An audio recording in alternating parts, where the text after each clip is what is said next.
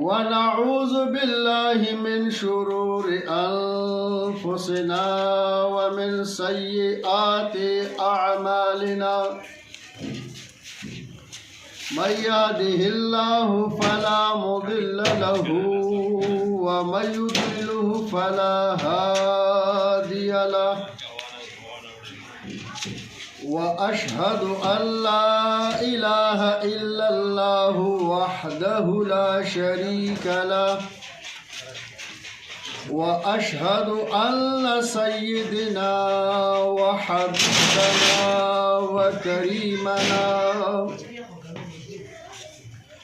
وحبيبنا وكريمنا وسندنا محمد سيد المرسلين وخاتم النبيين. أما بعد فأعوذ بالله من الشيطان الرجيم. قال الله تعالى في القرآن العظيم قل بفضل الله وبرحمته فبذلك فليفرحوا خير مما يجمعون. وقال رسول الله صلى الله عليه وسلم أشراف أمتي حملة القرآن وأصحاب الليل. وقال عليه الصلاة والسلام حملة القرآن أولياء الله فمن والاه فقد والى الله ومن عاداه فقد عاد الله. وقال عليه الصلاة والسلام خيركم من تعلم القرآن وعلمه. صدق الله العظيم وصدق رسوله النبي الكريم ونحن على ذلك من الشاهدين والشاكرين والحمد لله رب العالمين. وقال الله تعالى في شان حبيبه إن الله وملائكته يصلون على النبي يا أيها الذين آمنوا صلوا عليه وسلموا تسليما. درود شریف وایو. اللهم صل على محمد وعلى آل محمد كما صليت على إبراهيم وعلى آل إبراهيم إنك حميد مجيد. اللهم بارك على محمد وعلى آل محمد كما باركت على إبراهيم وعلى آل إبراهيم إنك حميد مجيد. زما مختا زما عزتمن درونو او د پردې شاته زما ګران خویندو میندو، الله تبارک و تعالی دې زموږ او ستاسو د ټولو دا راتلل په خپل دربار کې قبول او منظور کړي. زما ګران خویندو دو خبرې ستاسو په وړاندې باندې عرض کول غواړم. یو دا چې په اسلام کې ستاسو کم مقام دی د زنانو، په دې باندې مختصر خبره عرض کوم. او بل دا چې د کم اسلام او کم دین د پاره تاسو د کور ته او د مدرسې ته را جمع کیږئ، دی باندې الله پاک او د الله پاک نبی کریم صلی الله علیه وسلم څومره خوشحالي او څومره اجرونه او څومره ثوابونه به ملاویږي. دا دوه خبرې ان شاء الله عرض کوم. زما ګران خویندو په دې اسلام باندې ځان قربان کو.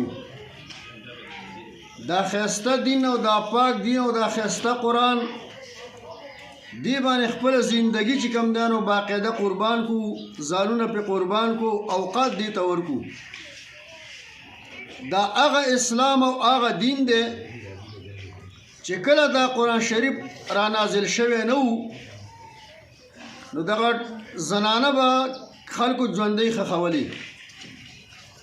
باب پهه ته اوس هم مخامخ ځای دی، بعضې زنانو به کتلی وي چوک سره خوا کې یو لوی ځای دی، کولاوي پریښی دی د عبرت لپاره چې په دغه ځای کې به کافرانو خپلې لوڼه ژوندۍ ښخولې او د زنانو سره به ظلمونه کېدل. بالکل د بني آدم انسانیت درجې نه لرې کړي وو چې دا نه انسان دی او نه بني آدم دی، او قسمه قسمه ظلمونه به یې پرې کول. اوس هم هغه ځای باقي د عبرت لپاره هغې داسې پرېښی دی. کله چې دغه خوږ او دغه پاک اسلام رالی چې کوم دپاره تاسو را جمع شوي یې، تاسو ته کوم عزت درکو، کومه کامیابي درکړه، کومه خوشحالي درکړه.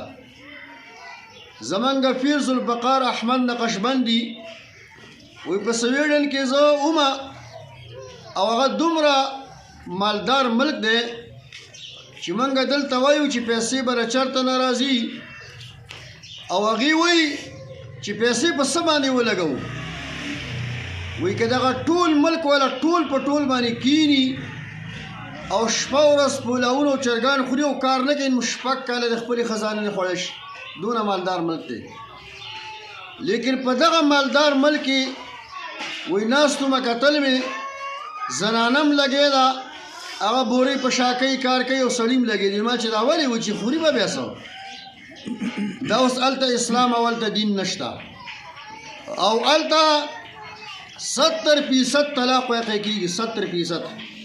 او ازادي ده، مکمل ازادي ده چې چا څه خوښوي او څه خوښوي هغه دې کوي، هېڅ پابندي نشته.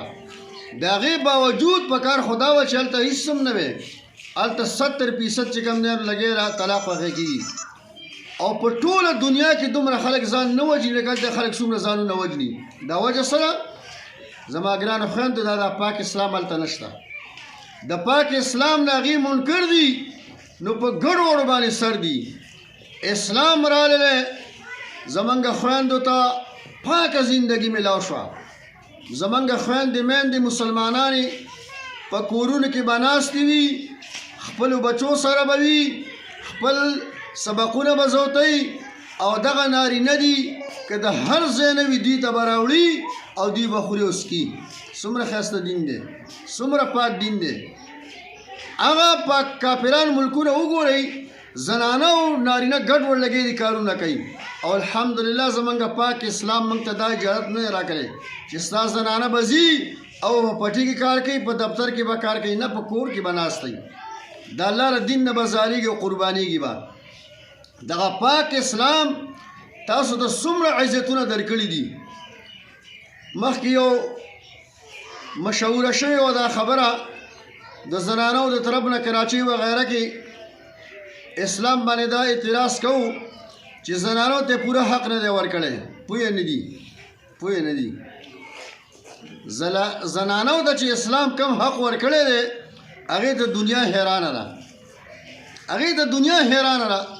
دی ویلو چې دغه دی د شهادت نیم دی، مهر نیم دی، میراث نیم دی، دا خبرې کړې وي. حالانکه کې اسلام نه خبر نه دي. اوس دوه یو خور او یو ورور دی په کور کې، او مثال په طور باندې تقسیم وشو. ورور ته چې کوم دیانو 2 لک روپۍ میلاو شولې او خور ته مثال 1 لک میلاو شو. اسلام دغه ویلي دي. اوس وګورئ چې دغه ورور کله واده کوي نو د هغه له جیب نه به 1 لک نه 2-3 لکه روپۍ به لګي، او چې کله دغه جینۍ واده کوي هغې جیب ته نورې پیسې راځي. اسلام زیاتی وکړو که اسلام دغه وکړو؟ اسلام خو باقاعده زنانه ته مکمل عزت ورکړو. خو بهرحال دا خو ډېر لوی قصې دي، دغه خبرې نه چیړو. عرض مې دا کوو چې په دې پاک اسلام باندې خپله زندګي قربان کړو. دا پاک اسلام موږ ته وایي و چې کله د یو جینۍ واده نه وي شوی او دا په خپل کور کې مونځ کوي او واده نه ده شوی، نو دې ته به یو په یو ثواب میلاویږي، د یو مونځ ثواب به میلاویږي. او فقهاو مسله لیکلې ده کله چې دغه بچی واده شوله او اوس دا مونځ کوي نو دې ته به په یو مونځ باندې 20 ثوابونه میلاویږي. اوس به په یو مونځ باندې 20 ثوابونه دې ته میلاویږي د واده نه بعد.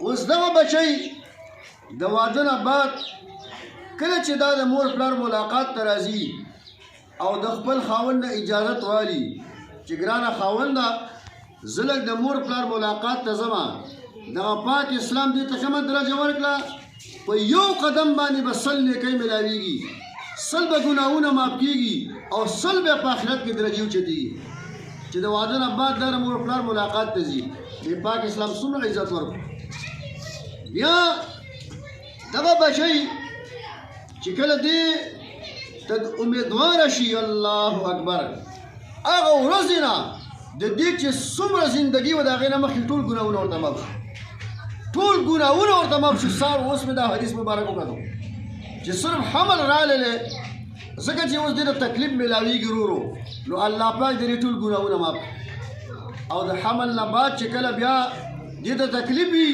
او دا وای او ازبرګې کوي نو پرشتو ته الله تعالی وایي په یو آواز باندې ولا د الحمدلله د الله اکبر د لا اله الا الله د سبحان الله ثواب له ولیکي الله اکبر څومره ښایسته دین دی او د بچی د پیدا کېدو په ټایم کې تکلیف باندې د یو غلام ثواب ملاویږي الله اکبر بهرحال عرض مې دا کوو چې زما ګرانو خویندو په دې پاک اسلام باندې زندگی قربان کو خپل هم دلته راځو او نور خویندې مې هم ځان څخه خبر کو دې ګاوړ کې وګرځو چې راځئ دا پاک اسلام زده کو دا پاک دین زده کو دا دومره عزت ورته ورکوي دومره کتابونو لیکلي دي